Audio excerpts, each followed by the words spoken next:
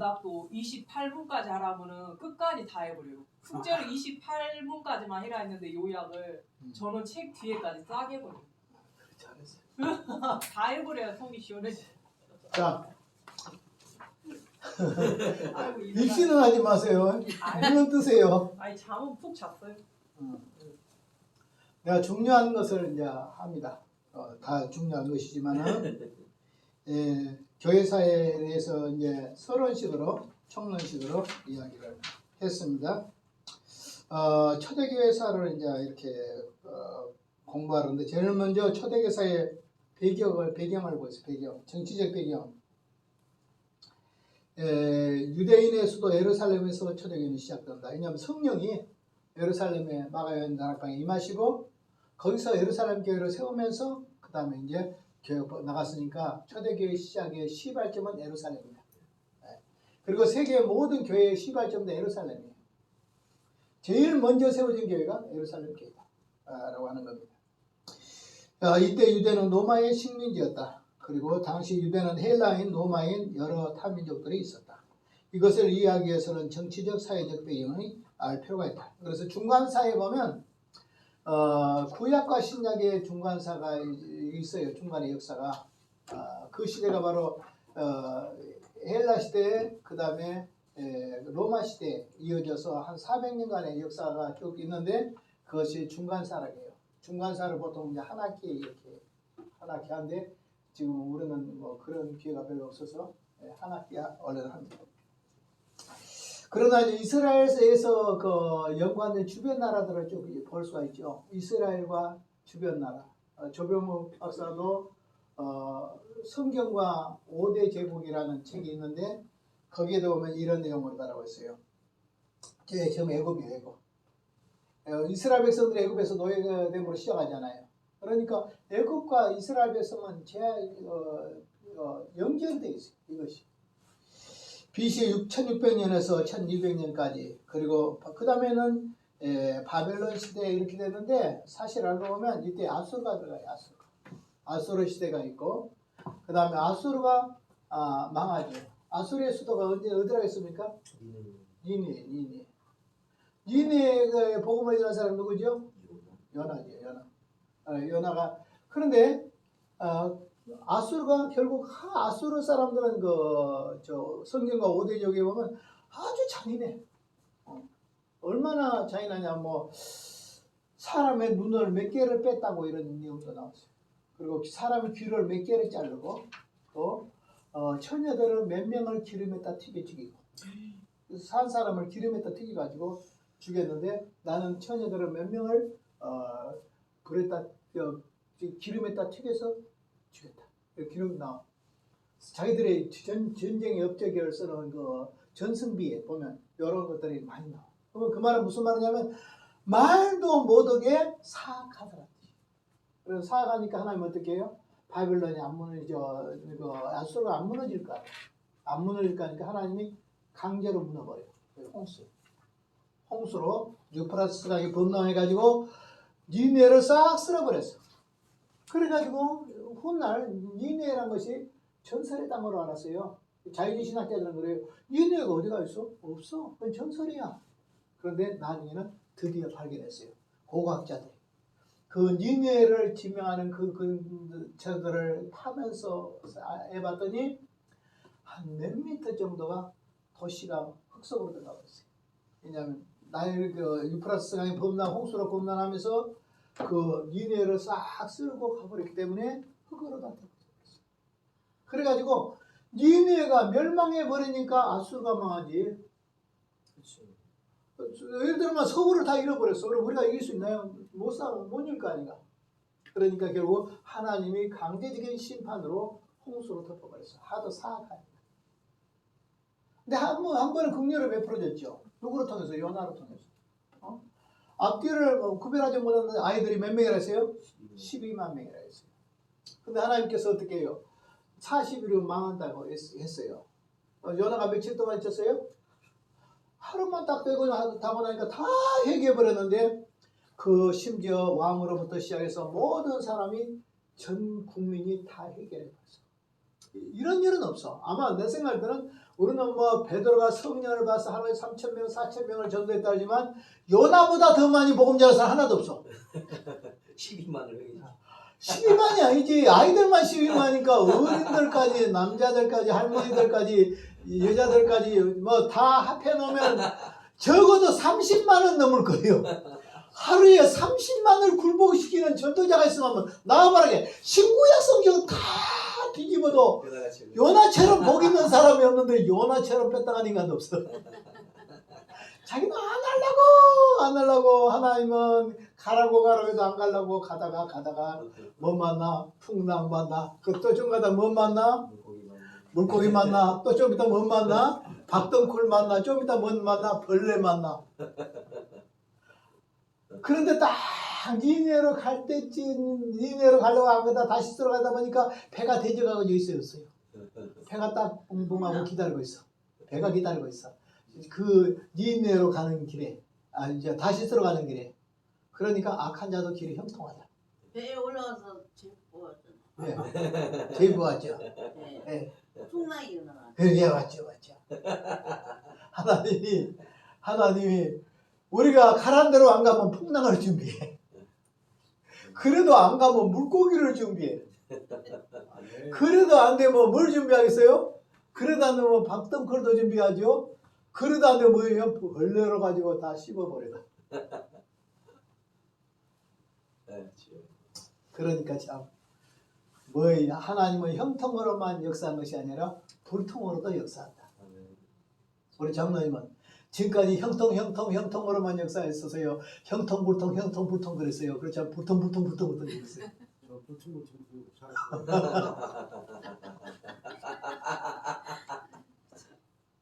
우리는 예풍랑예년하여서 더 빨리 갑니다.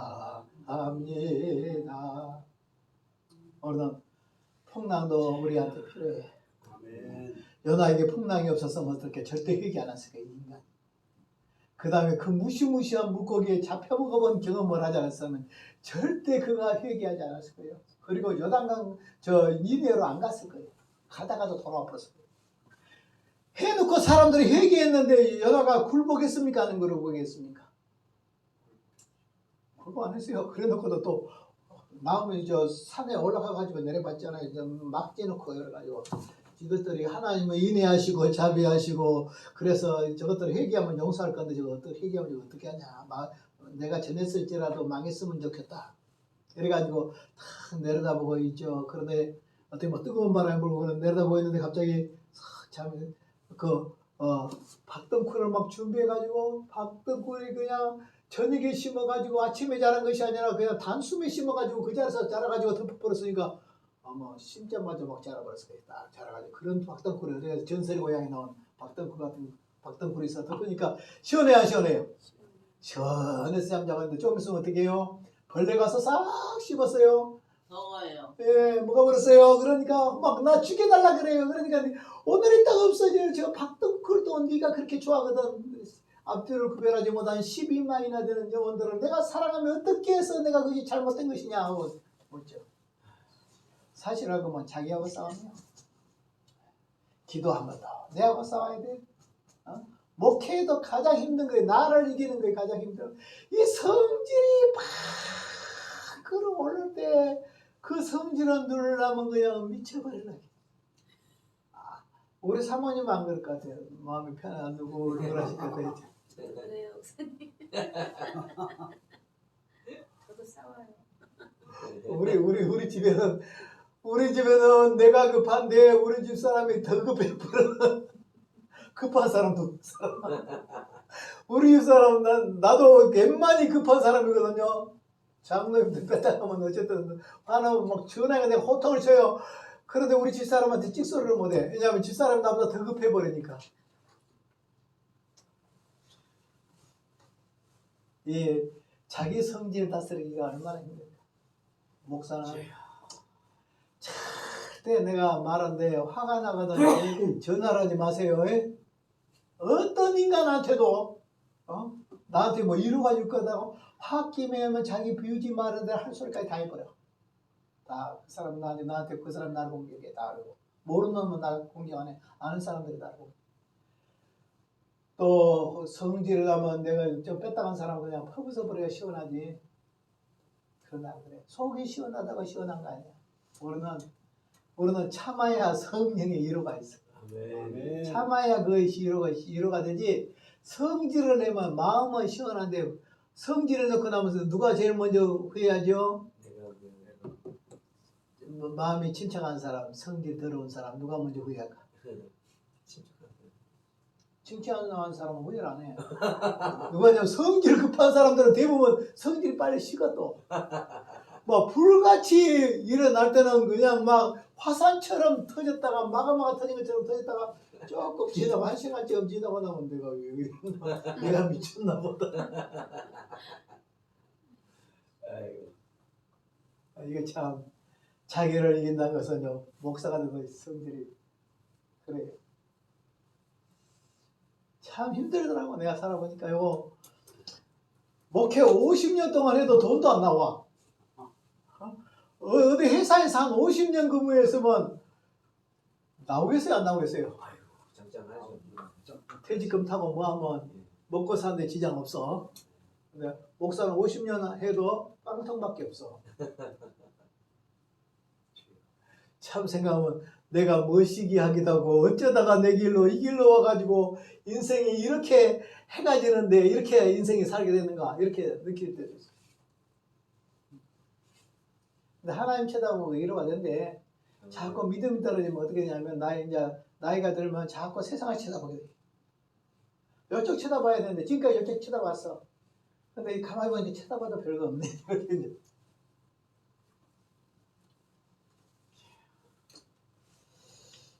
그래서 이제 여기 아수르, 애굽도 하면 아수르가 들어와 있는다. 그 다음 바벨론이 들어오고, 그 다음에 메데파사가 들어오고, 파사는 페르시아예요. 파사가 들어오고, 그 다음에 헬라는 그리스고, 그 다음에 로마 시대까지 하면서, 바로, 초대기가 끝나요. 그런데 실제적으로 로마도, 서방 로마는 AD 476년에 끝나요. 그러나, 동방 로마는 어느 한 1000년이 돼가고 그래가지고 1458년까지 동방 로마. 그러니까 초대교회사를 할 때 초대교회사는 4개의 기둥에 지어진 집이다.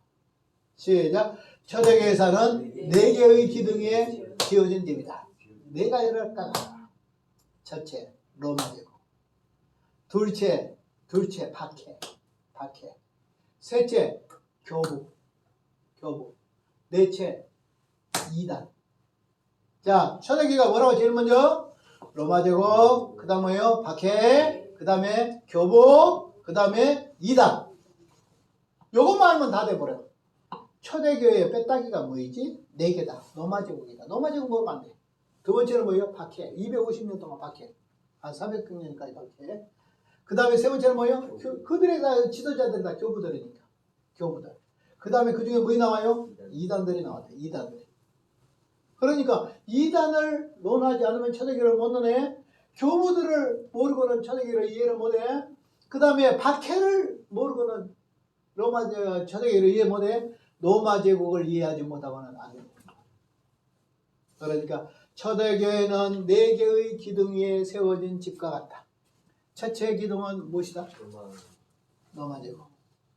두 번째 기둥은 뭐예요? 박해다. 세 번째 기둥은 뭐이다? 교부다. 네 번째는 뭐이다? 이단이다.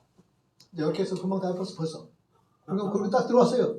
어려워요? 쉬워요? 쉬워요. 따라서 공부는 쉽다. 공부는 쉽다. 할수록 더 쉽다. 할수록 더 더 쉽다. 쉽다. 예. 저번에 아까 사관, 역사관 4개 뭐라 했어요? 제일 먼저 운사관, 교회사관. 두 번째 뭐예요? 자연사관. 세 번째는 뭐예요? 정치사관. 네 번째는 뭐예요? 유물사관. 다 했죠.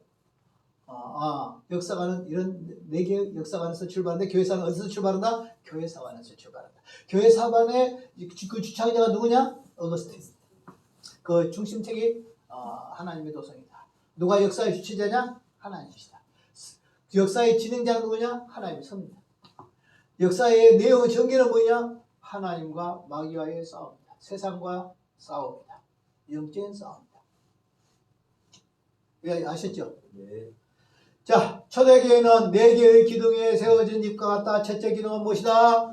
로마제국. 두 번째는 뭐이다? 네. 박해. 세 번째는 뭐이다? 교부. 네 번째는 뭐이다? 이단. 이다이다. 요 정도에만 된다. 이제 앞으로는 아마 초대교회 골격이 있다고 나왔어요. 그럼 중세시대 골격은 무엇이지? 또 나요. 또 종교일 때 골격은 무엇이지? 이렇게 해요. 그 다음에 근현대 교회사의 골격은 무엇이지? 요거다. 그러면 쫙 합하면 교회사는 요것만 하면 다 한다. 짝짝짝짝 전부 16개 4개씩만 알아가면 결국 초대교회에서 근현대 교회사까지 알게 된다. 오늘 초대교회는 4개의 기둥이 있습니다. 첫째, 로마제국. 두 번째, 박해. 박해. 세 번째, 교부. 교부. 네 번째, 이단. 이단. 그러면 이제 여기서 할 것은 주로 무엇이다? 로마제국이 무엇인가 볼 것이고, 그 다음 뭐예요? 박해가 어떤 박해가 있느냐? 10대 박해가 유명하죠. 그 다음에 교부들이 어떤 교부들이 있는가? 그 다음에는 뭐겠어요? 이단들이 어떤 이단들이 있었을까? 초대교회. 그럼 초대교회 이단들 중에서 무시무시한 이단도 있습니다. 그러나 대부분 말시온 같은 것도 초대교회 이단들이고, 그 다음 율법주의자들 있죠. 바울 때 있었던 그런 사람들. 그 다음에 영주주의 그런 이단들이 있고, 그 다음에 또 마호메트, 회교도. 지금 우리 현재도 회교도들이 많죠. 회교도. 이런 이단들을 쭉 알면 초대교회를 이해하는 거죠. 교부들이 어떤 교부들이 있냐? 속사도 교부, 그 다음에 또 변증 교부들, 그 다음에 또 동방 교부들, 서방교회 교부들 이렇게 쭉 알면 되는 거죠. 박해 시작해서 네로 황제 박해로부터 시작해가지고 10명의 황제들의 박해를 쭉 살펴보고, 그 다음에 박해가 다 끝났을 때는 어느냐면 콘스탄틴 황제가 로마의 황제가 됐을 때 314년 밀란 칙령으로 인해서 드디어 신앙의 박해가 끝났다. 기간이 어느 정도 되냐? 약 300년, 한 250년에서 300년 정도 박해가. 그러면 박해가 길다 안 길다? 그 박해를 무엇으로 견뎌냈을까? 천년왕국 신앙으로 견뎌냈다. 이 천년왕국 곧 이제 천년왕국 오겠지. 주님이 재림하겠지. 이런 신앙으로 견뎌냈습니다. 거짓말 이거 다 잡았습니다. 네. 네. 자, 다시 기둥 4개 시작. 로마 제국. 그 다음은 박해. 그 다음은 교부. 그 다음은 이단. 이단. 여기 주무신 사람은 어떻게 하나? 기억하고 있습니다. 자, 문화 종교적 배경입니다. 제일 먼저 그 당시에 이제 어떤 문화나 종교적인 배경을 딱 찾으려면 회당을 쳐야 돼. 회당. 자, 예수님도 어디에서 가르쳤죠? 회당에서. 바울이나 베드로나 사도들도 어디에서 사도행전에 보면 회당에서. 예, 그리고 그때 바로 떠나는 많은 사람이 이스라엘 사람들이 흩어져서 살았죠. 흩어져서 고국을 떠나 흩어져서 살았던 사람들이 디아스폴라 유대인들. 여기서 디아스폴라, 흩어져 있는 유대인들이다. 그 유대인들이 보면 직접적으로 이스라엘 말을 했을까요? 못했을까요? 처음엔 하지만 2세, 3세가 되니까 이 말을 못하죠. 그러므로 결국 70인역이라는 성경이 번역되고 이런 과정이 나오고 있습니다. 그 다음에 산헤드린 공회. 산헤드린 공회라는 것은 옛날에 성경에 보면 공회란 말 써있죠. 공회에서 예수님 공회, 바울도 보면 공회, 베드로도 공회 이런 나와있죠. 공회가 산헤드린 공회. 그것이 바로 법원과 같고 오늘날은 말하면 국회와 같다. 그래서 국가의 모든 의사결정을 누가 하냐 그러면 산헤드린 공회에서 몇 명이 있냐 그러면 한 70명 정도 돼 있는데 거기에 공회장이 제일 높은 사람, 오늘날은 대법원 판사, 국회의장 같은 사람이고 좌석을 어떻게 하냐면 디귿자로 돼 있어요. 디귿자로. 죄인이 여기 딱 서 있어요. 여기 베드로가 딱 서 있어요. 여기 딱 서 있다. 그러면 법관들이 어떻게 하냐면 디귿자로 앉아. 여기서 쭉 해가지고 앞으로 딱 앉아. 이렇게 됐어요. 죄인은 가운데 앉아. 진리겠어요, 안 진리겠어요? 쫙 70개의 사람의 눈이 쳐다보니까 140개의 눈이 자기를 딱 쳐다봐. 그 가운데 혼자 떨어가지고 천천히 쳐다봐야 돼. 그 가운데 베드로가 말하기를 너희가 하나님의 말씀을 듣는 것과 사람의 말을 듣는 것 중에 어느 것이 옳은가 판단해봐라 해서 죽으려고 한 거지. 뭘 믿고 그런 그 배짱이 나오냐, 그 멸치나 잡던 그 인간이. 어떻게 그런 힘이 나왔을까? 성령이 임하시니까. 여러분도 또 성령이 임하면 그렇게 될까 안 될까? 제일 먼저 무엇을 이해해라? 제일 먼저 회당. 두 번째는 뭐예요? 사내들인 공회. 사내들인 공회. 세 번째는 뭐냐 그러니까 두 번째는 디아스폴라. 세 번째는 사내들인 공회. 네 번째는 바리새인들. 바리새인이라는 것은 성경 많이 읽어봤죠? 바리새인은 정통파예요. 예를 들어 말하면 창세기에서 말라기까지가 다 하나님 말씀이다. 정통파지. 천사도 있고 부활도 있고 영도 있고 이런 신령한 세계를 다 믿었어. 성경을 다 믿었어. 그런데 오늘 바리새인들의 문제점은 뭐겠어요? 외식. 하나님이 임재 없어. 입만 살았어. 오늘은 한국 교회와 똑같아. 입만 열면 성경 졸졸 나와. 그런데 하나님이 임재 없이 살아가. 바리새인이야. 예수님 바리새인들은 뭐라고 말했어요? 화 있을지어다 바리새인들아, 화 있을지어다 바리새인들아. 무려 몇 번이나 마태복음 23장에 몇 번이나 나와요? 22장인가 보면 7번이나 계속 나와서 화 있을지어다. 다시 말하면 못 믿는 것처럼 보이면서 안 믿는 사람, 그리스도인의 모습은 있으면서 진짜 그리스도인이 아닌 유사품, 그리고 기도하는 것처럼 보이지만 기도 없는 것, 거룩한 것처럼 보이지만 거룩한 거 없는 것, 아멘을 썼지만 아멘이 없는 것, 다 바리새인. 예수님께서는 하나의 정통파도 심판한다. 합당이나 보신이나 뭐 큰 소리 쳐싸고 이런 사람들도 하나님 심판받는다. 자, 그 다음에는 뭐겠어요? 이제 사두개파가 되겠지. 사두개파는 사두개, 그래서 사두개파가 아니에요. 뭐라고요? 사도파. 사두개, 사서 두개. 몇 개 사두라고? 2개. 사두개. 절대 안 되면 그죠? 사두개. 사 몇 개라고? 그거 한번 써봐요? 사두개파. 자, 사두개파는 이건 오늘날로 말하는 자유신학이에요. 대부분 귀족들이 공예 회장이죠. 이래서 사두개파예요. 사두개파는 원래 제사장파거든요. 그런데 이 사람들이 로마 정부의 앞잡이 노릇을 하면서 제사장의 그 지파가 아니라도 자기들이 권력을 잡아요. 그런 신학이 완전히 자유지. 얼마나 자유인가 보세요. 구약 성경 중에서 창세기, 출애굽기, 레위기, 민수기, 신명기까지 5권만 성경이고 나머지는 다 성경이 아니다. 구약 성경은 다 믿어. 모세 율법만 딱 하나님의 말씀이라고 믿어. 이 사람들이 사두개파. 자, 성전에서 사람들이 그 명절날 올 때 염소나 또 그 재물을 파는 것을 예수님께서 내쫓았죠. 그거 다 누가 관계되냐? 사두개파들. 그 사람들의 사두개파가 다 그 사람들 돈 다 관리를 다 해요. 그리고 수입이 막강하죠. 이거 뭐 한 번 오면 사람이 얼마나 많이 와요. 근데 1년에 몇 번씩 오잖아요. 그러니까 이거 엄청나죠. 또 소나 양이나 이런 것을 멀리서 못 가져오죠. 그러니까 제물로 키우죠. 키워가지고 폭리를 받잖아. 비싸게 받잖아. 그런데 그 관계에, 이윤 관계에 관계된 사람이 뭐냐? 사두개파. 그러니까 돈 나온 데는 다 관계된 사람. 제가 전라북도 익산에서 13개월 교회를 섬겼거든요. 거기 가면 무엇이 유명을 했어요? 익산, 여러분. 원불교. 원광대학 있잖아요. 원광대학 있어요. 원광대학이 원불교 대학이에요. 바로 그 사람들이 삼성하고 딱 관계돼 있어. 1년에 그 원불교로 들어간 돈이 한 70억 정도 들어간다고 그랬어요. 삼성에서 원불교에다 제공한 것이 한 70억 정도 들어갔다. 거기에 가면 원불교에 그 불교학과가 있어요. 월급이 얼마 받냐? 그 당시에 보니까 70만 원씩인가 봐요. 그거 사겠어요? 그러니까 삥땅하래. 받지 않아. 바치는데 해먹어.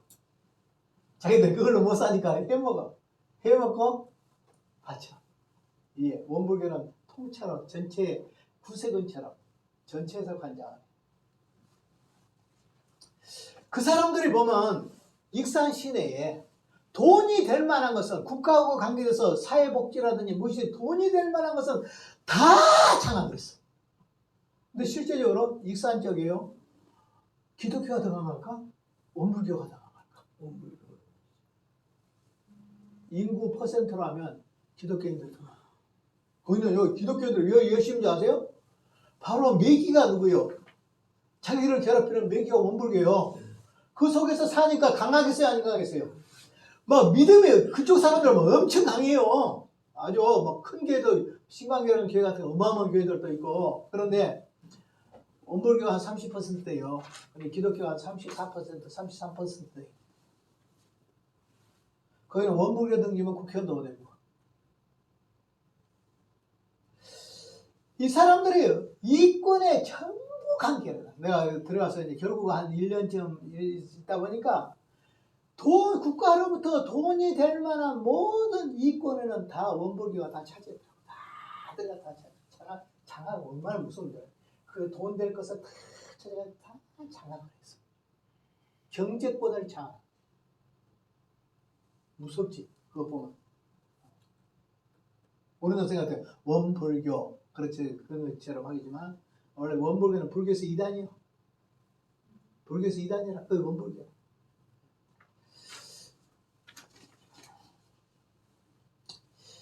그래서 이제 사도계파는 이렇게 대부분 제사장들이고 종교와 정치의 구심점을 가지고 있고 부활과 영과 천사도 안 믿어요. 모세오경만 믿어요. 물질주의, 현실주의합니다. SNS파입니다. 이것은 고행주의자들이요. 굴 같은데 공동생활하는데 결혼하지 않고 살아요. 공동체 생활. 흰옷을 입고. 그러니까 금욕주의자인데 예를 들면 어떤 사람은 말하기를 세례요한도 아마 SN파 출신일 것이다. 이렇게도 이야기를 합니다. 이 사람들은 바로 유대 철학자 필로의 그 책 성스러운 율법에 비유란 책에 그 철학적 영향을 받고 있는데 신비적이고 금욕주의, 그 다음에 사회 주변의 종교 공동체, 장로의 지도자에서 공동생활하게 제사는 공유하고 예배, 독서, 공동식사, 행사, 주로 독신생활을 이렇게 하게 됩니다. 그래서 오늘 여기 보면 이제 초대교회를 하려면 초대교회는 결국 무엇을 알아야 된다고? 제일 먼저 회당을 알아야 돼. 초대교회를 설명하려면. 두 번째 디아스폴라 유대인들을 알아야 돼. 그 다음에 세 번째는 뭐라고 말했어요? 디아스폴라. 세 번째로는 사내들이 모임. 그 다음에 네 번째는 뭐예요? 바리새인. 다섯 번째는 뭐예요? 사도계파. 그 다음에 뭐예요? SN파. 그러니까 이런 파들을 결국은 알아야지 이러한 배경 속에서 바로 결국 기독교라는 것이 존재해 나왔다 하는 겁니다.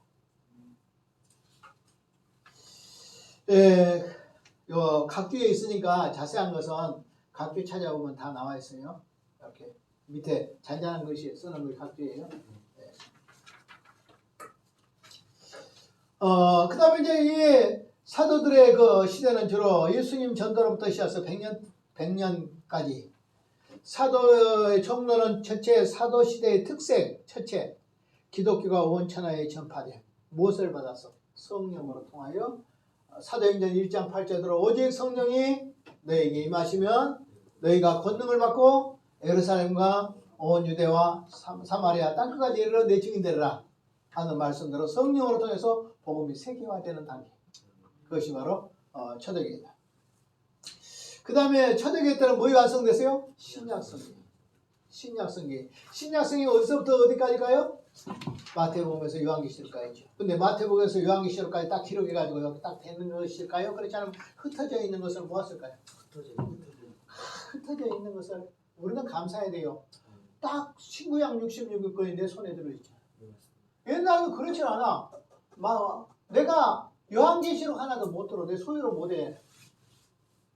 그때는 인쇄술도 없었대. 전부 그 갈대를 파피루스 쓰는데 갈대를 있죠. 갈대를 이렇게 껍데기를 벗겨요. 그러면 알맹이가 하얗게 나오잖아요. 알맹이를 쫙 모아. 그래가지고 바닥에다 놓고 열을 가해가지고 뜨거운 데다 넣어서 돌로 팍 눌러놔. 그러면 납작해 가지고 종이처럼 딱 붙어. 그런 칼로 가위로 딱 썰어가지고 그것을 글을 쓰고 똘똘똘 말아가지고 보관하는 거예요, 성경이.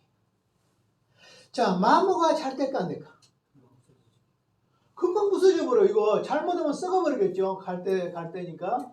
또 잘못 맞으면 어떻게 해요? 부서져 버리겠죠. 갈대가. 그런데 여기다 성경을 썼어. 성경을 썼는데 한 권을 써놓으면 그 한 권 말고 다른 것을 어떻게 해요? 처음에는 한 권 쓰니까 여기 돌아가면서 읽고 그러지만 이거 백해야 되잖아요. 성경을. 백히다 보면 잘못 백힌 것도 있어 없어. 또 지워져 안 지워져? 지워져가지고 이거 무슨 자인지는 몰라. 여러분 책들 우리가 종이로 만드는 가죽 성경도 떨어져야 안 떨어져요? 떨어져가지고 나중에 잘 못 읽지. 그런데 그래도 불행중 다행히 그 나라는 습기가 별로 안 차. 땅들이. 건조해. 그러니까 안 썩고 그것이죠. 한 1000년씩, 1500년씩 지나도 거의 그대로 보존되어 있어. 이렇게. 구약 성경은 뭘 넣냐 그러면 양피 가죽이니까 양 가죽을 이렇게 잘라가지고 좀 가공을 해서 그 다음에 거기다 글을 써. 그러니까 파피루스보다는 더 보존성이 더 강할는지 몰라요. 가죽이니까. 자, 그런데 오늘 그때 신약 성경이 완성됐어요. 완성됐다는 말은 마태복음에서 요한계시록까지 다 기록되었다. 라고 하는 거예요. 그러면 오늘 어떤 면에서 신약 성경에서 제일 먼저 사복음서 중에서 무엇이 제일 먼저 기록됐을까요? 마가복음. 그렇다 마태, 누가, 그 다음에 마가, 그 다음에 제일 늦게가 요한복음. 그래 요한복음은 기적이 많이 없어요. 왜 없는 줄 아세요? 삼복음서에 다 기록된 거 빠져있는 것을 기록하다 보니까 기적이 7개밖에 안 나와. 요한복음에는 기적이 7개밖에 안 나와. 주로 요한복음의 내용은 뭐냐면 예수님이 십자가에 못 박혀 돌아가시기 전에 한 주간에다가 포커스를 맞춰버렸어. 그러니까 요한복음 11장에 딱 보면 나사로의 죽음이 나오죠. 요한복음 그 나사로의 죽음부터 시작해서 보면 바로 뭐 되냐면 예수님의 마지막 한 주간이에요. 그러면 한 주간의 이야기가 요한복음 전체의 절반이 나와. 한 주간의 이야기가. 그러니까 어디에다 중심을 맞췄어요? 예수님의 십자가에 죽으심과 부활했다가 초점맞죠. 네. 그러다 보니까 예수님의 그 생애에 대해서는 많은 것을 할애를 못하겠죠. 그러니까 안 나와. 뭐에 안 나오죠? 요한복음엔 예수님의 출생이 안 나와. 예수님의 부모, 성탄절 내용 하나도 없어. 또 기적 내용은 마태, 마가에 많이 있죠. 거기 또 그것도 중복된 거 빼버렸어. 그리고 7개밖에 안 나와. 조금밖에 안 나와.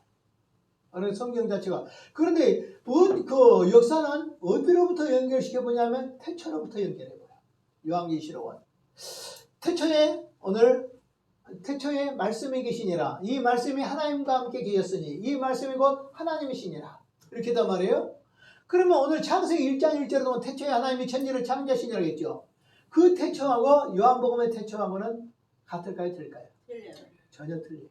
왜냐하면 요한복음의 태초가 더 오래된 태초예요. 영원이라는 거예요. 창세의 태초는 시간의 시작이에요. 첫 시간이라는 뜻이에요. 그러니까 예수님을 설명할 때 어디서부터 영원한 태초부터 시작해서 바로 예수님의 십자가까지 했는데 그 십자가 이전에 한 주간의 내용이 결국은 뭐냐면 한 10장도 안 돼요. 요한의 태초에서부터 여기까지 설명을 했어요. 그러니까 함축적이시네요. 그리고 거기 이적이 몇 개가? 7개가 들어있죠. 자, 성경이 완성됐습니다. 그러면 이제 성경이 기록됐죠. 그러면 성경이 언제 완성됐을까요? 카르타고에서. 카르타고에는 언제냐? 397년에. 397년 4세기 말에 아까 어거스틴 나왔죠. 어거스틴과 저런 이런 분들이 그 카르타고라는 종교교회 회의를 열고 그 다음에 정경 목록을 작성해요. 이미 구약은 완성되어 있었고 신약은 그때 여기저기 흩어져 있는 신약 성경에서 정경 목록을 작성하여 놓은 것이 오늘 마태복음에서 요한계시록까지요. 그러니까 우리가 가지고 다니는 성경이 신약 성경이 주어지는 순간은 언제 주어졌어요? 쓰기는 일찍 썼지만 수백 년이 지나서 397년 304세기 말 397년에 어거스틴에 의해서 카르타고 교회 회의에서 정경 목록을 작성하면서 그때부터 성경이 일어납니다. 자, 그러니까 감사해야 돼요, 감사해요. 감사합니다. 그때는 신약 성경이 있었지만은 한 권으로 가지고 있는 사람 아무도 없어요. 그 당시에 성경이 될 수 없는 글들이 있었어요. 한 두 개예요. 하나는 따릅시다. 외경, 하나는 위경. 외경은 뭐냐 그러면 이건 성경은 아니야. 그러나 성경을 이해하는 데 도움을 줘. 그건 외경. 그건 우리 지금도 필요하지. 그런 것은 위경은 뭐냐? 가짜야. 이거 받아들이면 안 돼. 그거이 뭐냐면 나중에는 도마구공 같은 것도 외경이 따랐지만 사실 알고 이경이에요. 왜냐하면 십자가도 없어요. 부활도 없어요. 승천도 없어요. 재림도 없어요. 예수의 피에 속죄도 없어요. 예수님의 신성도 없어요. 이단의 책이에요. 이단의 책. 예, 이렇게 됐다. 그래서 이 신약 성경이라는 것은 아마 AD 한 90년도 되면 요한계시록 기록되지만 1세기 다 됐지만 이것이 몇 세기에 4세기 말에 가서 이렇게 우리가 가지고 있는 27권 신약 성경이 된 것이다. 그게 얼마나 감사해요. 자, 구약은 언제 된지 모르죠.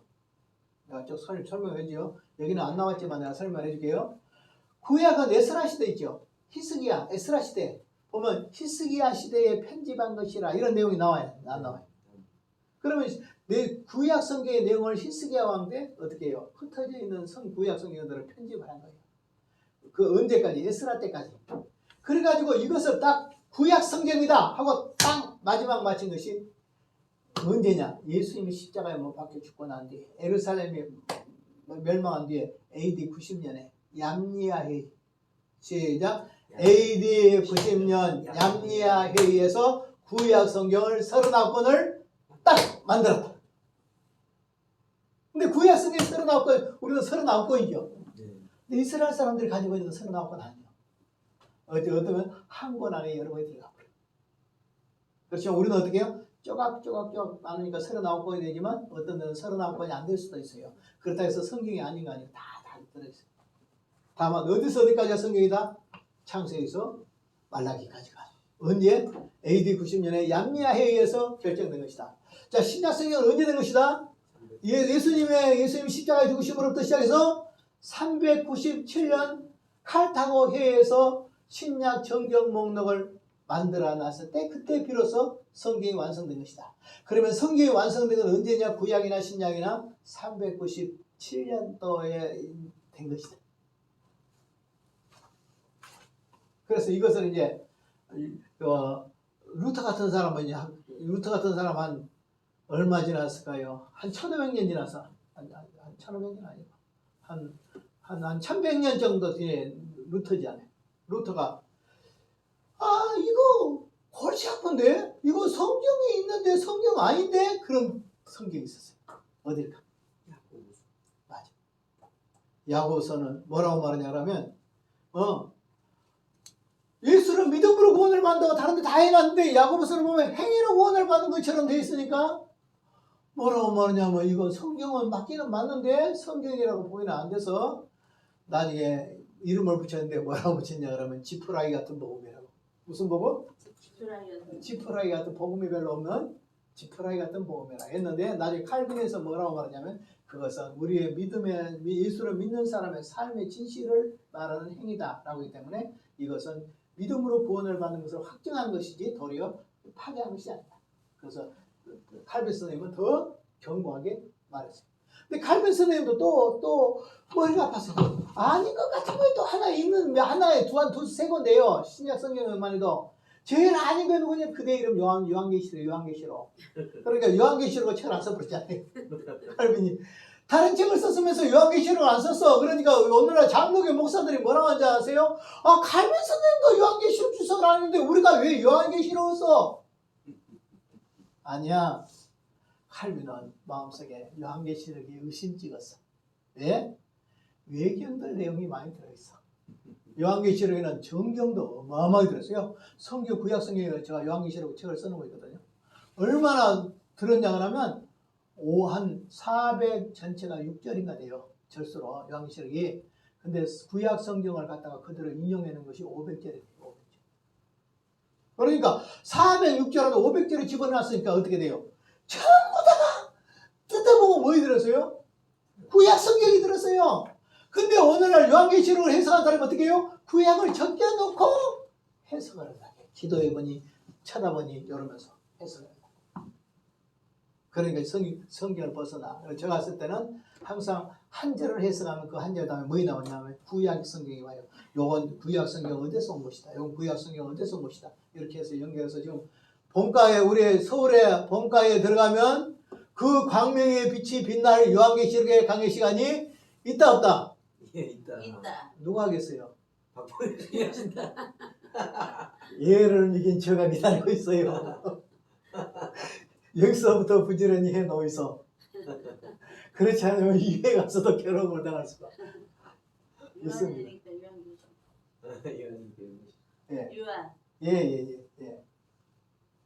자, 이렇게 해서 오늘 이 성경이 신약시대 성경이 완성됐다. 하나입니다. 신약 성경이 완성됐다. 매우 중요한 겁니다. 자, 그 다음에 영적인 세력이 바로 성도의 생활에 충만하다. 영적인 세력이 뭐냐? 나의 세력이 아니죠. 그것은 인간으로부터 나온 세력이 아니죠. 그건 하나님이 위에서부터 내게 부어주신 세력이죠. 그러므로 성령이 임하시면 권능을 받아 있죠. 오늘도 우리에게 성령이 위에서부터 나에게 임하시는 역사 있길 바랍니다. 말씀을 들을 때 성령이 나에게 임하는 역사가 일어나야 돼요. 그런 성령이 임하면 어떤 역사가 일어나요? 권능이 일어나. 나에게 권능이, 성령이 임하면 나에게 권능이 일어나. 권능이 일어나면 어떻게 복음을 전할 때 땅 끝까지 전할 수가 있어. 마귀를 이기고 세상을 이기고 죄를 이기고. 그러므로 우리의 힘은 어디로부터 공급받아요? 성령으로부터. 그러므로 우리는 누구를 받아야 돼요? 이미 예수 믿는 순간에 성령을 받았지만은 그 성령은 떠나지 않지만 나에게 계속 말씀을 삼고 성령의 임재를 구하면 오늘날도 성령이 임하신다 안 임하신다. 성령이 떠난 건 아니에요. 그렇지만 충만히 임하신다.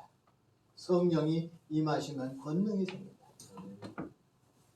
근데 문제는 성령도 안 임했는데 외치고 돌아다니는데 버린다. 그럼 어떻게 되겠어요? 거짓 선지자야.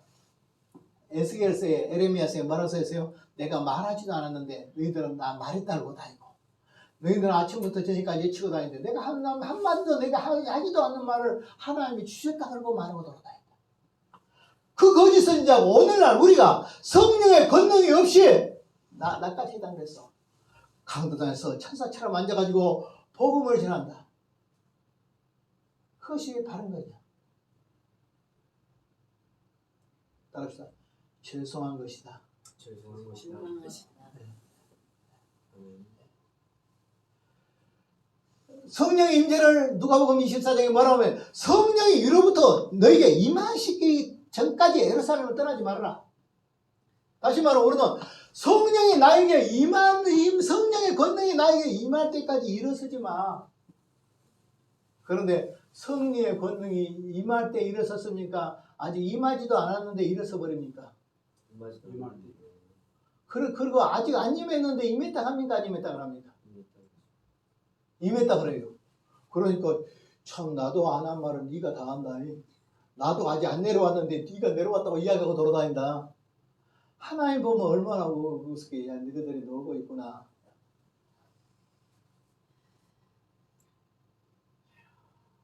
성령이 임해야 되겠어요? 아니야 임해야 되겠어요? 임하셔야 돼요. 네. 성령이 이 시간에 임해야 되겠습니까? 아니면 임해야 되겠어요? 이 시간에 임하시오. 이 시간에요. 기도도 올라가야 되고요. 예. 저에게도 임하지만 여러분도 임해야 되겠어요? 아니면 임해야 되겠어요? 그래요. 불이 붙어가지고 쫙 올라가야 되죠.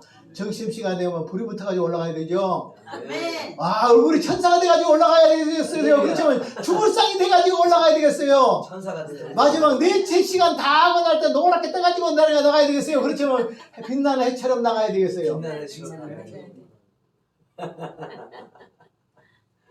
근데 신학교 가면 마지막 시간은 노랗게 떠가지고 무슨 말을 하는지도 모르고 너무 넘쳐요. 깨닫지 않고 넘쳐요. 주여. 감사합니다. 아, 저도 똑같아요. 나도 니한테 말을 했는데 니는 임했다고 말하냐? 이거도 똑같죠. 그러니까 내가 한 번씩 그러죠. 나쁜 놈은 나뿐이다 놈이 제일 나쁜 놈이라고. 나뿐이야. 내가 최고야. 내가 영권 다 받았어. 내가 성령 다 받았어. 온 동네 성령은 내가 다 받았어. 온 은혜는 내가 다 받았어. 이거까지 나쁜 놈이야. 따라하세요. 나는 아직 멀었다. 나는 아직 신이 멀었다. 멀었다. 옛날에 숨바꼭질 할 때 혹시 생각나십니까? 어렸을 때 숨바꼭질 한 사람은 눈을 감고 한 사람은 인도라고 어디까지 왔니? 그러면 어디까지 왔다. 어디까지 왔니? 그러면 감각 멀었다. 어디까지 왔냐? 감각 멀었다. 내가 늘 하나님 앞에 거리가 너무나도 난 가까워진 줄 알지만 어떤 면에서 너무 멀어지고 있을 수도 있고 오늘 우리가 주님과 내 사이가 멀어질수록 오늘 하나님의 역사가 일어나. 아멘. 참 우리 재산은 돈이 아니에요. 직접 말하면 학력도 아니에요. 진짜 딱 하나님의 성령과 말씀이에요. 아멘. 내가 우리 아들 보고 그래. 네 박사학위 받아야 되냐? 아버지 받아야 돼요. 안 받기신데 한 학기만 하면 박사학위 되는데 안 받아. 한 과목만 하면 되는데 안 나가. 왜 그러냐? 아 필요 없어요. 필요 있어. 언제? 다른 교회 들어갈 때는 그게 필요해. 그 교회 가서 쓸 때는 그게 별로 안 필요할 수도 있지만은 들어갈 때는 그거 봐야 돼. 써놔야 돼. 학교에서 배운 건 이렇게 하지만 학교에서 배운 건 죄송합니다만은 어떻게 하는가 원칙만 가르쳐 준 거예요. 기본만 가르쳐 기본. 요걸 가지고 다 되는 줄 알으면 책하고 나무 아예 그리고 돌아다니면서 이제 소위 붙이고 나서 내가 장교 다 된 것처럼 생각한다 그러면 목사 되고 나서 목사가 다 됐다고 생각한다면 그건 천지도 모르고 스피가 아니다. 나는 공부는 그때부터 해라. 그때부터 공부해라. 그때부터. 자기가 한국서 파라고 깊이 공부해보라고. 저도 여러분들하고 이렇게 가르치다 보니까 저도 공부해야 되겠어요, 안 해야 되겠어요? 그러니까 나에게 쌓이는 거지. 여러분들이 없었더라면 저는 진짜 여기까지 올 일도 없어요. 내가 청주 뭐하러 왔대요? 청주가 어디에 붙은지도 잘 모르는데. 나 우리 여기 교회를 알고 난 뒤부터 청주에 첫 발을 딛었지. 청주에 입성을 했지. 아마 우리 아름다운 교회 이 신학교 없었더라면 천국이 아니고 청주에 입성도 못했어. 내가 청주가 충청북도에 있는 건 아는데 안 가봤어. 옛날에 성리산 있는데 영어를 지나가고 안 가봤어. 예수가 위대하죠. 아멘. 성령이 위대하죠. 아멘. 신학교도 귀한 것이죠. 맞습니다. 그러니까 제가 여러분을 찾으러 이렇게 한 달에 2번씩 오잖아요. 새벽 차를 타고 추위에 떨면서. 그러다 여기가 있으니까 좀 따뜻하죠. 고향 같죠. 어머나 아이고 이제 청주가 먼 곳이 아니야. 청주가 이웃집이야. 일주일에 한 번씩 다니는 거, 2주일에 한 번씩 다니는 곳이야. 가면 우리 집사람은 가면 나 먹을 것도 다 준비해놨어. 아이고 목사님은 좋겠네요. 가면 먹을 것도 다 준비해놓고.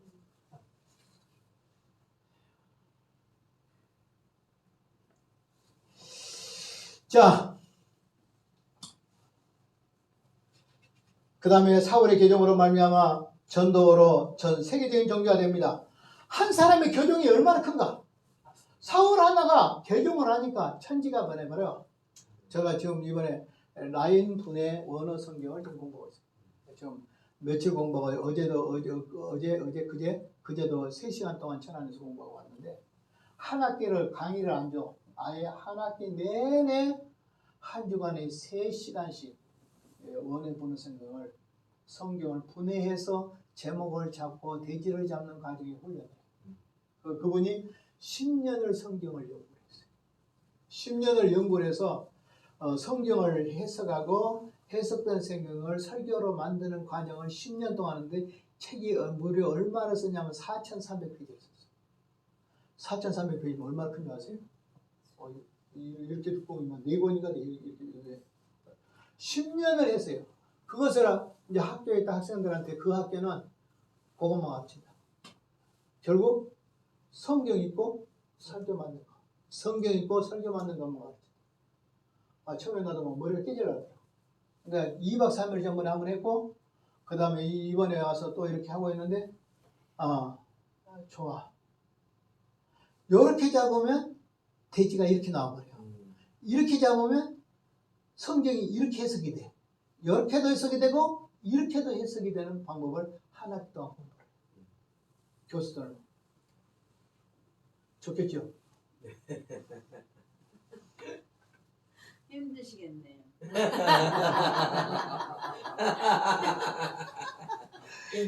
저도 빛나고 높은 모자 그 우편에 가는 게 아니라 노랗게 돼가지고 나오기도 해요.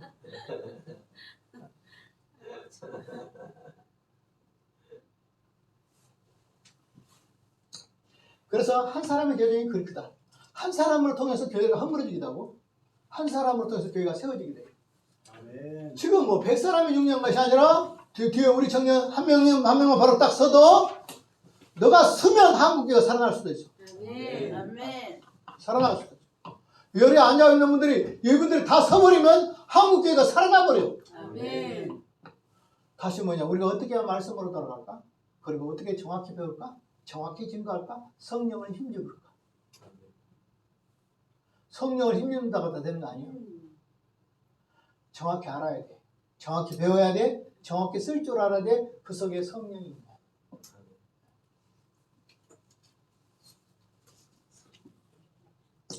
시기하고 보입니다. 예루살렘 교회의 중심 지도자는 누구냐? 요한과 베드로입니다. 예수님의 제자들 가운데 가장 많이 나온 사람이 요한과 베드로였죠. 야고보는 일찍 죽어버렸으니까. 자, 요한으로 통해서 나온 성경이 얼마나 될까요? 자, 요한복음 나왔죠? 몇 장이에요? 21장이죠. 자, 그 다음에 요한 1서, 2서, 3서, 요한계시록 전부 다 합해보세요. 얼마나 많을까? 사도 요한 하나가 돌아오니까 성경에 어마어마한 분량의 성경이 써졌죠. 그리고 놀라운 것은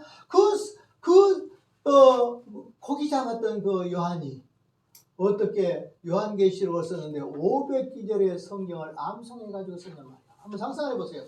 내가 요거 찾아보고 썼을까요? 그냥 하나님 계시를 임할 때 썼을까요? 하나님 알고 있는 말씀으로 자기 역사할 거잖아요. 그러면 자기는 이미 성경 500, 구약의 500기절이 마음속에 좀 다 녹아져 있다는 뜻이에요. 바로 쓴 거예요.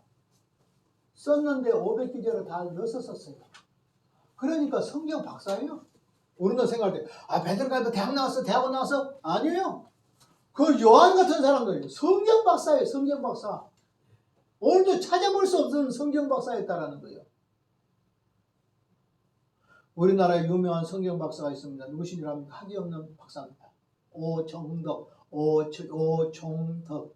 고신치계.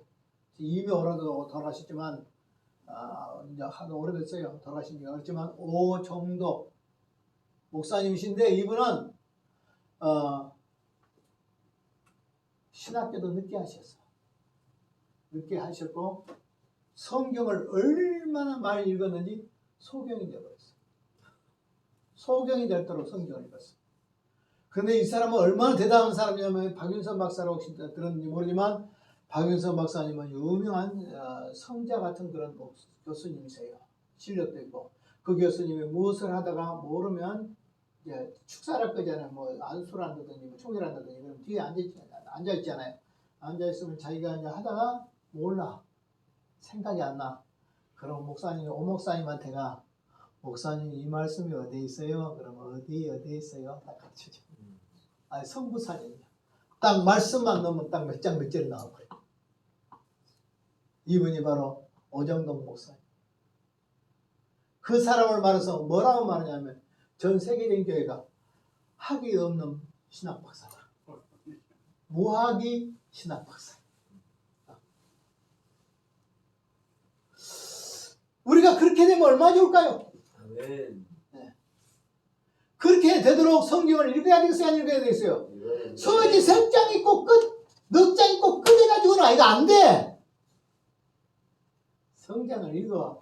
나도 오늘 피곤하지만 나도 20장 읽고 왔어. 성경 20장 읽어가지고. 성경을 읽으면요 이상하게요. 네. 글자가 3개로 막 보여요. 이제 나이 드셔서 그래. 저도 얼마나 안 아세요? 성경을요 안 읽기만 하나도 안 보여요. 보시면 이렇게 써가지고 읽는데 읽고 여기 읽고 한 장 넘기죠. 네. 그럼 앞에 뭐 읽은지 몰라요. 생각이 안 나요. 다 잊어먹어버려. 우리 친구는 읽으면 알지? 앞에 읽으면 알지? 몰라요. 몰라? 예. 아 이거 알아. 딱 이거 이건 읽었다 이거 알지? 집에 가서 다 읽어봐야 되겠어요. 그러니까 작년에 1년에 6번 읽었어요. 신구약성 6번 읽고 6번 반점 읽었어요. 그래도 잘 몰라요. 근데 안 배우면 어떻게 할까요? 안 읽으면 어떻게 될까요? 그 내용이 어디에 있는지도 몰라요. 성경인지 무엇인지도 모르고 설교해요. 바로 중국 가면 그렇대요. 왜냐하면 나이 든 젊은 사람들이 별로 없고 학생들이 많으니까 17살, 18살, 19살 이런 아이들 보고 야 할머니들이 하는 말이에요. 네가 설교해라. 네가 설교해라 근데요. 그러면 그 사람들 그 17살, 18살 이런 애들 있잖아요. 강대상에 올라간대요. 그러면 성경을 알아요. 읽어봤어요. 성경도 모르고 설교하면 어떨까요? 밑에서는 아멘 하지만 그것은 성경도 아닌 세상 말을 막 지 생각 말을 막 지가 가지고 만들었어. 밑에서 아멘하고 난리다. 더 가반은 어딘지 압니까? 선교사들이 한국 사람들이 전에는 선교지 문제예요. 얼마나 문제냐 하면 내 동료 목사님이 내가 바른 교리해서 주니까 이건 너무 좋은데 이걸 아주 요약을 해가지고 그냥 초등학교 수준으로 교리를 만들어가지고 주면 좋겠다고. 그래. 왜 그러냐 그러니까 성경 한 번도 안 읽고 목사가 되는 사람이 수두가 돼요. 성경 한 번도 안 읽고 목사가 된 그 원주민들이 수두룩 하고 교자도 모르네요. 그러니까 이걸 어떻게 하겠냐고. 참 심각한 겁니다. 우리는 뭐 재산 퍼주고 뭐 쳐가지고 교회 세운다고 하지만 가서 교회들 떡이나 주고 빵이나 주고 교회나 지어주고 찬송 하나 부르고 이 정도 수준으로 끝나지 성경과 연결을 못 시키는 이 지금 선교지가 돼요. 성경을 한 번도 안 읽고 어떻게 목사가 되냐.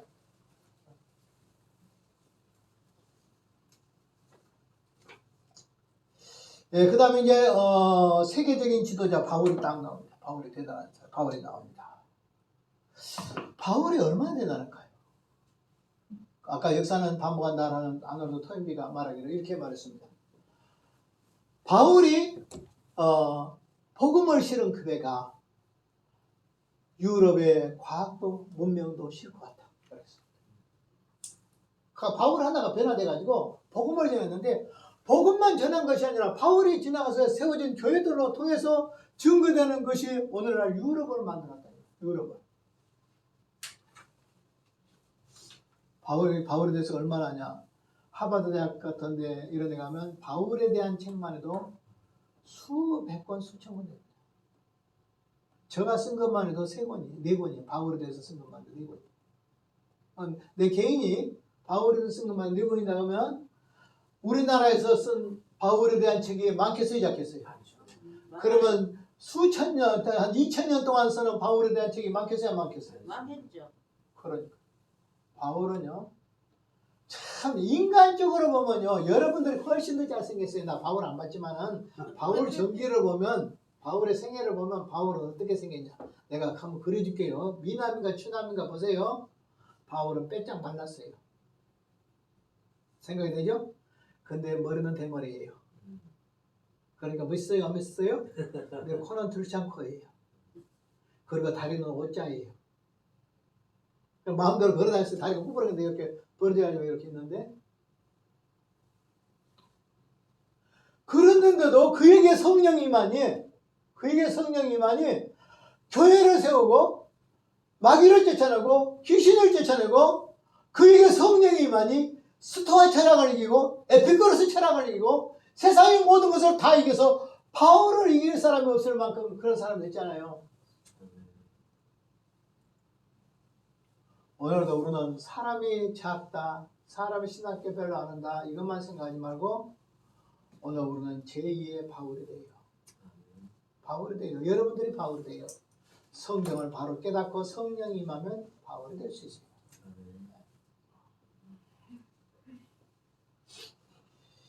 기독교의 기원으로 넘어가겠습니다. 몇 시간이죠? 40분, 10분 남았네. 자, 교회 설명입니다. 성령 강림과 함께 교회가 세입되었다. 그러니까 성령 강림이 없이는 교회가 있을 수 없다라는 뜻이죠. 성령 강림이 없이 교회가 세워진다는 것이 이상한 것이다. 그것은 바로 세운 것이 아니다. 라는 거예요. 장소는 어디입니까? 마가의 안에 달방에서. 사람 얼마요? 120명. 자, 그 중에 예수의 제자가 있고 예수의 가족 있고 분예자들이 있고 기타 사람들이 있었습니다. 그 사람들이 세상적으로 대단한 사람들 아니에요. 문제는 예수님의 동생들도 있었다 없었다? 원래 요한복음 7장에 보면 예수님이 예루살렘에 올라가려고 할 때 뭐라고 말해요? 당신을 예루살렘 가서 드러내소서. 그렇지 않냐고 드러내지 않고는 유명한 자가 될 수 없습니다. 가서 예루살렘에 올라가서 자기를 빨리 드러내세요. 그래야 형님이 위대한 사람이 될 것이 아니에요. 안 믿어요. 그 뒤에는 형제들이라도 예수를 믿지 않냐입니다. 그런 사람들이 사도행전에 성령이 임하고 나니까 성령을 받는 그 자리에 다 왔어요? 안 왔어요? 왔지. 어디서 보고 믿었을까요? 예수님의 부활을 보고 믿었어요. 십자가와 부활을 경험한 사람은 진짜 믿는 사람이 되는 거예요. 그리고 성령이 임했어요. 얼마나 기도했어요? 딱 열흘 기도했죠. 많이 기도했어요? 열흘 기도했어요. 열흘 기도하니까 성령이 임했어. 성령이 임하는 증표가 세 가지로 나타나. 하나는 뭐냐? 불의 해같이 갈라지는 것이 보여. 눈이 거듭나. 바람 같은 소리가 있어. 귀가 거듭나. 그리고 말하기를 성령으로 말하기를 시작합니다. 입이 열려. 자, 성령이 임하면 어떻게 된다? 눈이 열려. 눈이 열리시기 바랍니다. 눈이 거듭나길 바랍니다. 말씀이 보여. 자, 귀가 어떻게 돼요? 열려. 들리기 시작해. 그 다음에 입에서 뭐이 나와? 성령이 하시는 말씀이 나오고 방언이 나오고 하나님의 성령의 역사가 나왔다. 입에서 나왔다. 그러므로 성령 충만한 것은 어떤 면에서 영혼도 거듭나야 되고 영혼이 거듭난 사람은 귀도 거듭나고 눈도 거듭나고 입도 거듭나야 된다. 자, 입이 거듭납니까? 입이 거듭나지 않은 것 같습니다. 그런데 예수 믿는 입이나 지금 입이나 똑같으면 어떻게 되겠어요? 회개합니다. 그러니까 성령 충만이라는 것은 결국 나왔잖아요. 그게 뭐예요? 보여. 그 다음에 들려. 그 다음에 입이 열려서 입으로 말하기를 시작합니다. 세 가지 열리자. 시작. 눈이 열려서 새롭게 보이고 귀가 열려서 새롭게 들리고 입이 열려서 새로운 것을 말하고 그것이 성령 충만이지 귀신을 쫓아내고 병을 고치고 이런 데만 이용하는 성령이 아니시다.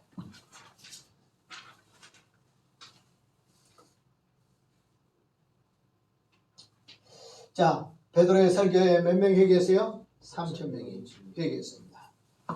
그리고 그들이 어떻게 합니까? 오늘 성령을 받은 사람 그날의 제자의 숫자가 제자가 됐다. 아니 사람이 금방 바뀌어버려. 우리는 교회를 다니도 1년 동안 해도 안 바뀌죠. 그런데 초대교회는 교회 믿자마자 바뀌어버려. 믿는 그날 세례를 받아버려. 믿자마자 바뀌어. 이것이 오늘날도 우리나라에 있었어요. 언제냐면 초대교회에 있었어요. 초대교회 집회하면 낮에는 밤에 새벽에는 기도해요. 낮에는 성경 공부해요. 오전에는 성경 공부해요. 오후에는 전도 나가요. 그 다음에 저녁에는 전도한 사람들 낮에 오늘 오후 낮에 전도한 사람을 데리고 저녁 예배 때 참석해요. 전도해 놓은 사람, 생본 사람은 전도회가 데려와. 근데 저녁에 성령 받아봐요. 그럼 어떻게 해요? 그날 전도 받고 그날 성령 받고 그날 세례 받고 그 사람들이 진짜 안 변해. 어떤 사람은 갖다 놓으면 1년 내내 비 오면 안 오고 눈 오면 안 오고 싸워서 안 나오고 더러워서 안 나오고 속상해서 안 나오고 막 이렇게 하다가 어쩌다가 나오다가 안 나오다가 숨만 가끔씩 꼴깍꼴깍 숨만 쉬고 있다가 그 다음에 이제 그 사람들이 한 1년이나 지나서 세례를 받으니까 세례인지 안 세례인지 모르죠. 오히려 세례 받으면서 내가 옛사람이 죽고 새사람이 태어났다. 그런데 이거 죽은 사람들이 부활해가지고 돌아다니.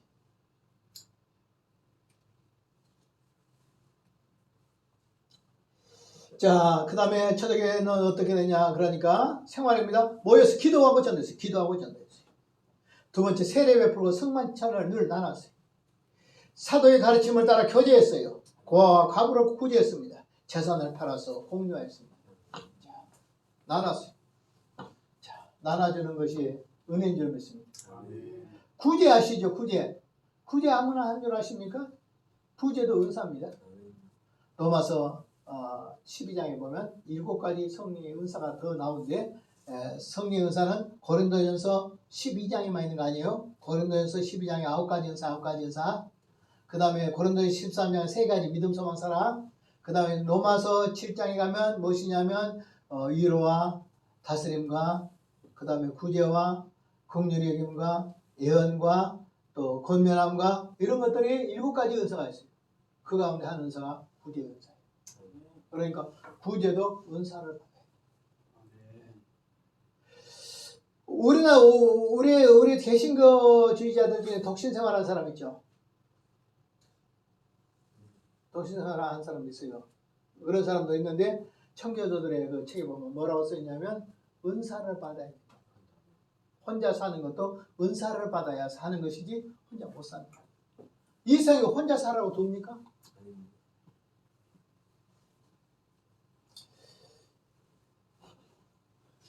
오늘 여기까지 마치겠습니다. 또 4분이나 남아있지만은 여러분들이 불쌍하게 보여가지고 마치려고 제가 동의합니다. 신청합니다. 가만히 하세요. 예. 자, 기도 마치겠어요. 하나님 감사합니다. 오늘도 이렇게 피곤한 속에서도 공부하게 하신 것 감사합니다. 우리에게 성령 임하게 하여 주셔서 권능을 받고 땅까지 이르러 복음을 증거하는 역사가 일어나게 하여 주시고 이것에서 바로 배워서 바로 살고 바로 전하게 하여 주옵소서. 우리 신학교를 날마다 부흥시켜 주시길 원하고 우리 아름다운 교회가 부흥되고 우리 모든 여기에서 공부한 사람들이 부흥에 불길을 붙이는 사람들이 되도록 도와주옵소서. 예수님 이름으로 기도합나이다. 아멘. 출석부요.